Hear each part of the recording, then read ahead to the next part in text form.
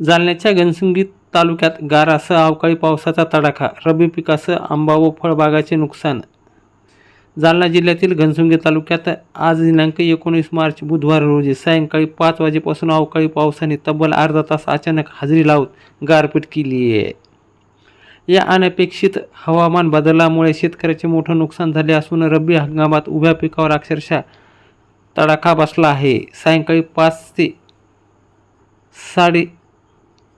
7:30 या कालावधीत तालुक्यातील राजनी, बाणेगाव, शेवगळ, कुंभारपिंपळगाव, मासेगाव, बोर राजनी, ढाळगाव, ढाकेफळ या भागात वादळी वाऱ्यासह गारांचा पाऊस पडला आहे, तर काही ठिकाणी केवळ अवकाळी पावसाची नोंद झाली आहे. सायंकाळच्या सुमारास आकाशात काळे ढग दाटून आले आणि काही वेळात जोरदार वाऱ्यासह पावसाला सुरुवात झाली. त्यानंतर गारांचा मारा सुरू झाल्याने शेतामधील ज्वारी, हरभरा, गहू ही पिके आडवी पडली, तर आंब्याच्या झाडावरील कैऱ्या मोठ्या प्रमाणात गळून पडल्या. तसेच चिकू, केळी, मोसंबी आदी फळबागासह मोठ्या फळबागाला सुद्धा फटका बसला आहे. यामुळे शेतकऱ्याचं अतोनात नुकसान झालं आहे.